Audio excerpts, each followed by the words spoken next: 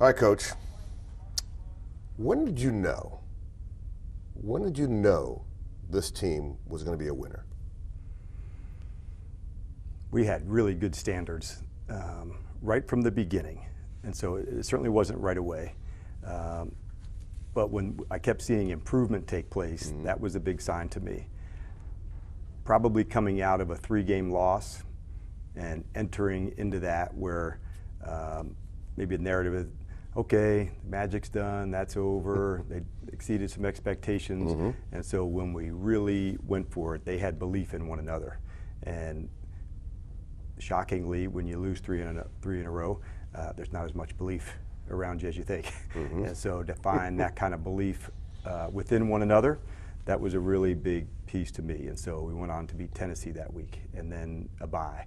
And so that, probably the crossroads of losing 3 and not, willing to, I'm not going to take this anymore. Sure. And collectively deciding in the belief in one another, that was the day. That was the time.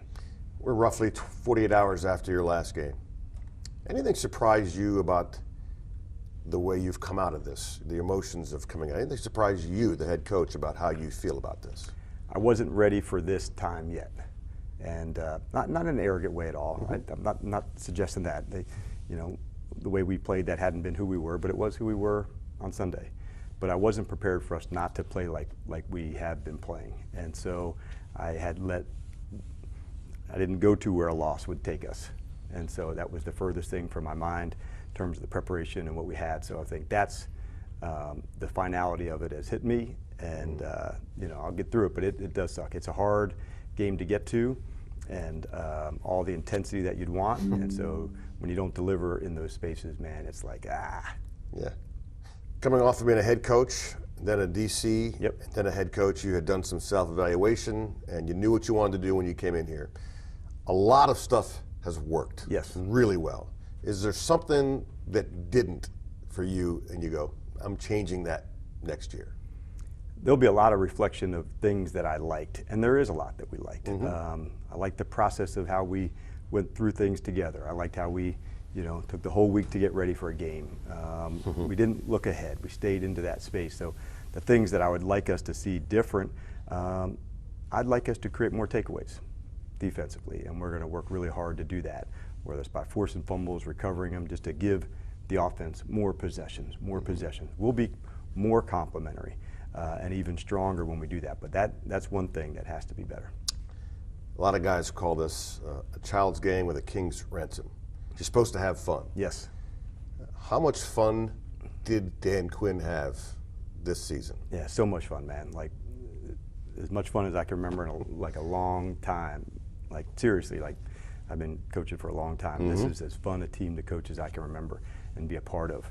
It was never tiresome or I got to deal with, it just wasn't that. And there was many times before I'd even come into a meeting, I'd hear their energy and I just waited out a minute. Yeah. And just because I enjoyed being around them so much and being on that journey, I respected their toughness, their sacrifice. And so when all those things come together with the good chemistry, and you want to enjoy it, and I certainly did.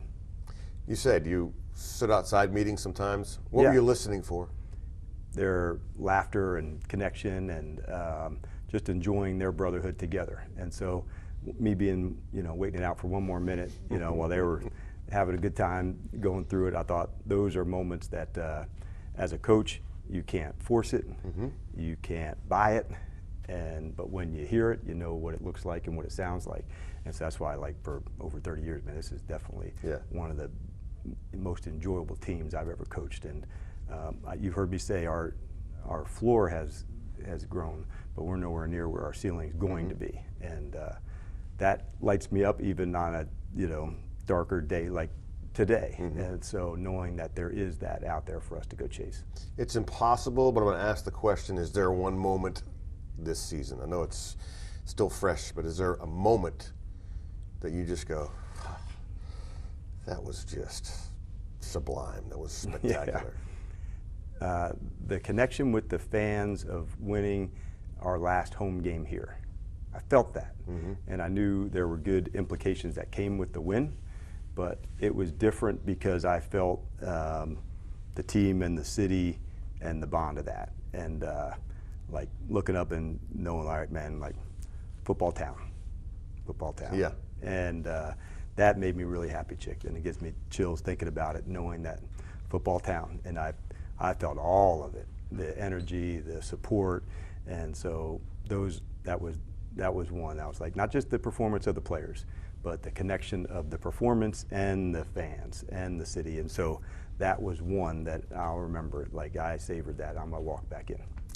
I'm not sure what question's been asked more. Who's going to win, Chick, or you about Jaden Daniels? You've been asked the question about him so many times. You're going to go and be with your fellow colleagues here in the next couple of weeks, right? Other coaches in the league. They're going to ask you about Jaden Daniels. What will you tell them? There's a lot to say.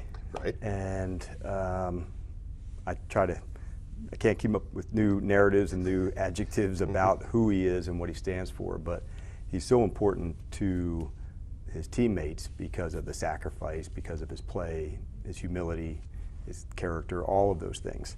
And as a young cat, Chick, this is a really mentally tough guy.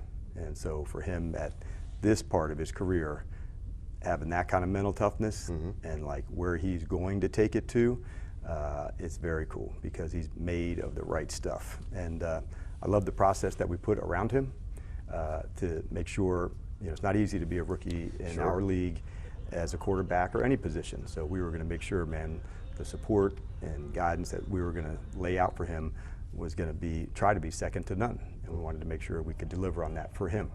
And I thought the staff and the players and the organization, led by Adam in that space, did a good job of that. We were going to give him the right runway. And then when you give that man an opportunity, like, he ain't missing it. Right. You mentioned Adam. He's already going down to the Senior Bowl and start that. And the process has started long ago. Yes. But it continues because the head coaching job is a 12-month-a-year job, right? Yep.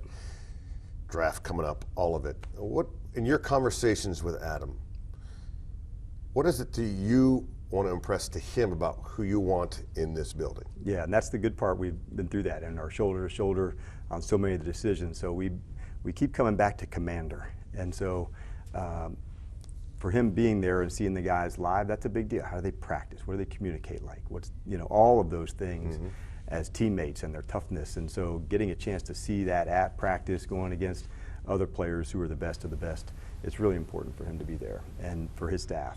And so it'll be an awesome spot. Like, we've got hard decisions every year. No locker room stays the same year to year. And we're going to make sure, like, man, we're just growing it stronger and growing it stronger. And so that's kind of the thing that really lights both of us up. It is the nature of the business, but how difficult's not the word because you've been through it. But yeah, you just said it. I mean, a lot of these guys in this locker room will not be here next year. They're a part of something special. Yes. And they're going to be gone. Yeah. Somewhere else. Yep. For you, you got to walk into a room and you've got some new faces. Yeah, and it'll be awesome to, in any organization, but football, how do we onboard these new members? They're going to be free agents, and we'll have a draft class to bring in, that they're onboarded with the same standards and the same brotherhood that this team has. That's the responsibility of everybody in the room to make sure this is how we do things, this is how we go. And so there are a ton of commanders in this room that will take that lead. Bobby Wagner is one guy. And I don't know if you can get into who you want back. I mean, I don't think you would answer that question. But Bobby Wagner's a guy you brought in to help your defense. I don't think you anticipated the relationship with the rookie quarterback. No. 13-year and a rookie quarterback. And in that locker room yesterday, there's a jersey signed from Jaden to Bobby, and it says, "You set the standard." I get chills thinking about that. You could not have anticipated that, but how cool was that and how important was that? It was so important. There's certain things, you do this for covering teams as long as you have, some things don't show up on the stat sheet. And well, trust me, a lot of tackles show up on the stat sheet, and that's been the case for every year he's ever played. But there's also things that happen in the locker room, and there's a mentorship, a brotherhood that takes place to help people go from one spot to the next. And when you're already here, to get to like right there is as hard as it is going from here to here. Get to the next ceiling and get to the next ceiling. And so players like Bobby have shown the way. How do I get a little bit more? Where all this sacrifice might mean marginal gain, which is going to be a really big deal. And he's an incredible teammate and shows the sacrifice by his work ethic, his ability. And so he's left a big imprint on players, also on coaches. Sure. Yeah. I want to win for Wags. Mm-hmm. I want to help do my part so he wins. That's the type of teammate and ball player that he is. I told you last week that the effect you had on this area, the DMV, Commanders Nation. You brought back a fan base that was flatlining. Simple as that. At one point, will you take that in? Because I know it's still fresh this end of the season, but at what point will you take that in, that you, your staff, the front office changed everything about this franchise? I think I'll never forget that, and that'll be the same for the next 20 years. And that gratitude for who we are and how we'll play, and knowing that that connection between the DMV and our team is going to only grow stronger. Like, man, we're just getting started on that, and so that relationship is going to grow just like all relationships grow, stronger and stronger and stronger. And so I'm so pumped to be a part of that. And so whatever small role I played in that, man, I couldn't be more pumped. This is where I'm supposed to be, coaching this team, and so I'm not going to miss it. It was not a small role, your role, and from a guy who's in the media and a guy who's covered 3 decades of this franchise, I can't tell you the amount of the feeling that the media gets for the respect that you gave us as well. And it has been an absolute pleasure to sit with you every week and cover this team. Yeah, right on, bro. Back at you, man. And you and I were just getting rocket on this thing. So we'll have a lot of shows together, a lot more fun, and a lot of kicking ass. Can I come to Hawaii with you? You cannot. Perfect.